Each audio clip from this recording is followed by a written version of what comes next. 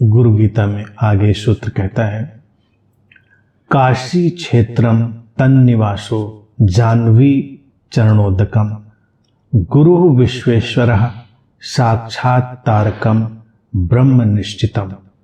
अर्थात गुरु का निवास ही मुक्तिदायिनी काशी है और उनका चरणोदक ही इस काशी को आध्यात्मिक ऊर्जा से भरने वाला गंगा जल है। गुरु ही विश्वेश्वर है अर्थात शिव है और वही साक्षात हमको मुक्ति देने वाला ब्रह्म है, तारक ब्रह्म है। गुरु का निवास ही काशी है। अब काशी एक प्रतीक है। हमारे भौगोलिक परिदृश्य में भी जो काशी है, मान्यता है पौराणिक की वो शिव की नगरी है। शिव वहाँ वास करते हैं। शिव विश्वेश्वर हैं, विश्वनाथ हैं, देवादिदेव महादेव हैं, ये हम मानते हैं। अर्थात जो परम अवस्था में पहुंची हुई चेतना है, उसके निवास की जगह को हम काशी कहते हैं।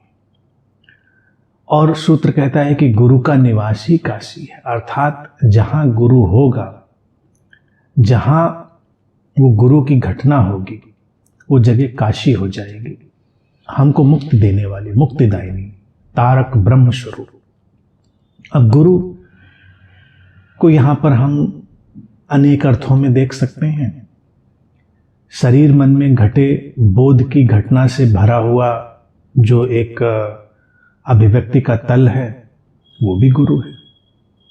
और जहां कहीं भी जो भी इशारा है, व्यवस्था है, शब्द है, जो हमको इस अज्ञान से ज्ञान की तरफ ले जाने में सहायक है, अंधेरे से प्रकाश की तरफ, वो गुरु है। या हमारी अपने भीतर की ही अंतः प्रेरणा, वो गुरु है। अगर वो हमें अज्ञान से ज्ञान की तरफ ले जा रही है, तो जहां ये उपस्थिति बनेगी, उसी जगह को हम काशी मानते हैं। यानी कि उसको हम जगह में सीमित नहीं करते। शिव के माध्यम से आई हुई बातें, और देखिए ये कितनी महत्वपूर्ण है। आम व्यक्ति काबा, काशी और इसी तरह की बातों में उलझा रह जाता है। कोई तीर्थ करने काशी भाग रहा है, कोई कहीं और जा रहा है, कोई कहीं किसी अपनी पद्धति के लिए काबा भाग रहा है, जैसे वहीं कुछ है और यहाँ नहीं है। शिव कहते हैं ये जड़ता और मूर्ता का परिचायक है कि हम माने किसी भौगोलिक जगह में कुछ है। गुरु सर्वव्यापी घटना है, जैसे ब्रह्म सर्वव्यापी घटना है, देश और काल में सीमित नहीं है। तो वो गुरु की घटना ही अगर कहीं भी हमारे लिए प्रकाशित है, तो वो जगह ही काशी हो गई। अब वो कहते हैं कि जो उसका चरणोदक है, वो उस काशी में बहने वाली गंगा के तट पर, जैसे बाहर की काशी है, तो कहते हैं कि वो उस काशी को अपनी आध्यात्मिक ऊर्जा से भरता है। उसका चरण जल, चरणोदक, चरण जल, चरणोदक की बात फिर से समझ लें। पहले के सूत्रों में भी इसको स्पष्ट किया था। चरण अर्थात गुरु का सानिध्य, गुरु के भीतर प्रकट चैतन्य का अखंडित प्रवाह, वो सातत्यता, वो सिलसिला, वो है चरण। और जल है उसमें उसकी उपस्थिति, वो जीवंतता, वो प्राण। जहां पर वो गुरु का सानिध्य हुआ और वो उपस्थिति हमें अनुभव में आई, वो ट्रांसेंडेंटल प्रेजेंस, जो सीमाओं से परे ले जाने वाली उपस्थिति है, वो हमको पकड़ में आई। तो सूत्र के अनुसार वही उस जगह को ऊर्जावान बनाने का काम करते, आध्यात्मिक ऊर्जा से। आध्यात्मिक ऊर्जा क्या हुई? जो हमको पशु से परमात्मा की तरफ ले जाए।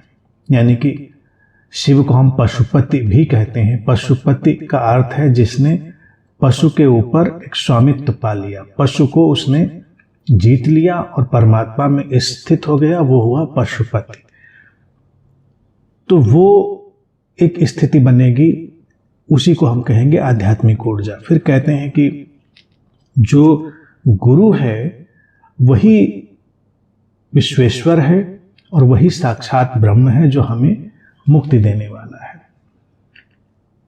अब यहां पर ये भारतीय दर्शन की विशेषता है कि वो उस महादेव को, विश्वेश्वर को, जो सारे विश्व का ईश्वर है, और गुरु को, ब्रह्म को एक साथ रखता है। क्योंकि हम गुरु को शरीर में सीमित घटना मानते ही नहीं भारत में। हम कहते हैं कि वो बस केवल एक प्रेजेंस है, उपस्थिति है। इसीलिए उसको हम जीवन मुक्त कहते हैं।